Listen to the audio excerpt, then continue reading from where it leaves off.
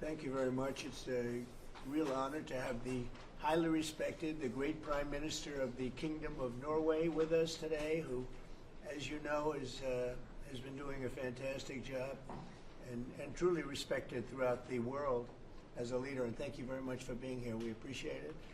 And we're going to be having a meeting in the Oval Office in a little while where you'll be invited back and you can ask some questions. It's also a pleasure to have my friend who did such a good job at NATO, my great friend, right? So you really did. We started off, they had no money, and they ended up having a lot of money after we said, you got to pay up. But you did a fantastic job, and thank you very much. And I'm glad you're here. Glad we meet each other again under these circumstances. So we'll be meeting in a little while at the Oval Office, and if you have maybe one or two questions, we'll do it now. And after that, we'll go to the Oval. Mr. President, on Russia, do you still believe that Putin is serious about peace, given the events overnight in Ukraine? And if that bombing doesn't end, are you considering new sanctions on Russia? So we are thinking that very strongly that they both want peace, but they have to get to the table. We're waiting a long time. They have to get them to the table, and I think we're going to get peace. We want to save 5,000 young people. I used to say 2,500. I now say 5,000. We have, Mr. Prime Minister, we have about 5,000 young people a week that are dying in that ridiculous war. And, you know, I started out because I didn't like all the money that we were paying, and then I realized how many people were dying. And that's by far the more important element right now. I'm saying we can save thousands of people. I don't like that it takes long at all, but I think they both want to make peace. I do believe so. There's a lot of hatred there. There's a lot of very bad blood, a lot of distrust. But I think I hope we're going to get there, for the sake of a lot of young people that are dying. Mr. President, do you have a deadline for when the party? I have my own deadline.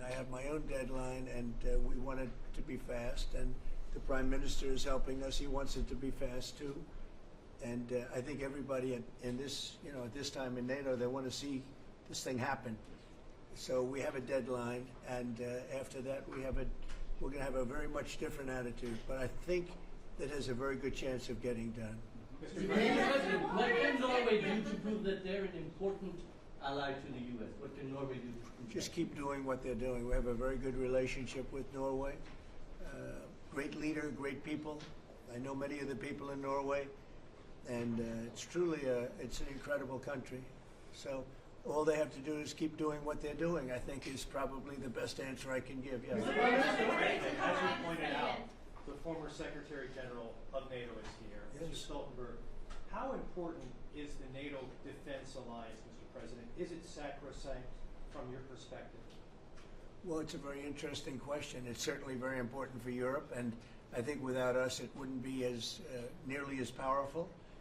And as the former Secretary General, who did a great job, can tell you, I played when I was there a very big role in making sure that NATO is funded by the 28, at that time they had 28 countries, including us, because many of the countries weren't paid, and they ended up being paid, you would say, and the Secretary General was very nice about it, as far as I was concerned. Other presidents went in, they made a speech, and they left, and that kept going on. And you know, in the meantime, they had no money, and the United States was paying far more than its fair share. You could say that they were paying.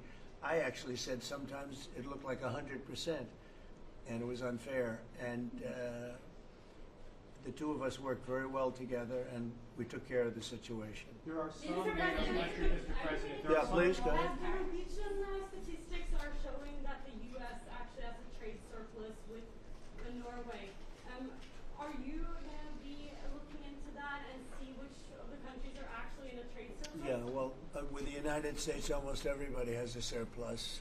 But often It's really an recognize the amazing, numbers. it's an amazing phenomenon. Now, there's a surplus of a couple of $1 billion I think you have with it. I Well- congratulate you. That's very good. We got to get a little bit of that for ourselves, maybe, but they do have a surplus. Norway has a surplus. Mr. President, in the current tariff situation, analysts have pointed out that the U.S. actually need allies. Do you consider Norway as a possible ally in the situation? I think Norway's always been an ally. They've been somebody we've been very close to, very friendly with. Maybe more so now with me than other people, but I think Norway's always been a great ally, yeah. It's a very Norway's been a friend. That's a very strange question, actually, because the U.S. is our lead ally, and we build on a relationship which we will talk about now, Mr. President. But Yeah. it's of high relevance, and I'm very happy that we have Secretary of State and Secretary of Defense. Right. So this is a very strong tie. But it was a question about ally in the tariff situation specifically. Tariff situation. Yes. Oh, well, that's we're talking about a little bit different subject. Then we're talking about a different type of ally. No, in this case, he would be very much inclined to be an ally of Norway because he wants to make the best business deal possible. And Norway and the Norwegians are great business people. They're great traders. They're great, very smart nation, very well-managed nation. Has been for a long time, and in particular now with this leadership. But we'll be talking about trade and other things, and I think we're going to come to a conclusion very quickly. A question for the Mr. President. Mr. Prime Minister, I was wondering whether you think that Donald Trump, for his efforts in Ukraine and otherwise, deserves to be nominated for a Nobel Peace Prize. Well, I salute President Trump for having been taking very important initiatives to get this conflict towards an end, which both parties deserve.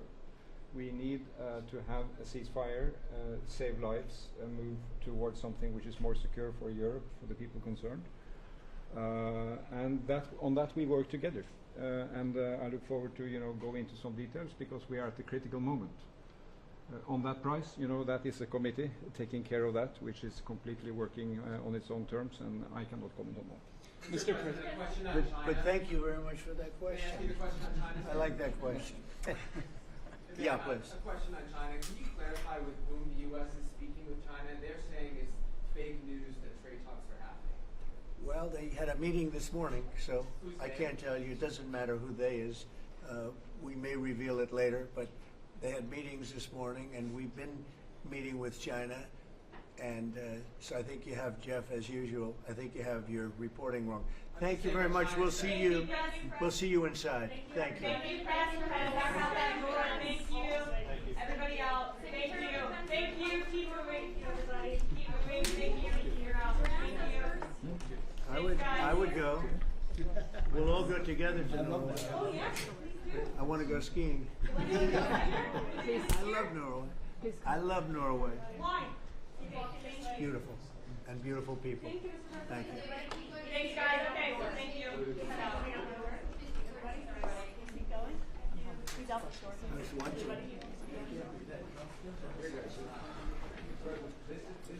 Yeah, real good. Thanks, guys. Keep going. No, in front of me. Okay, super safe.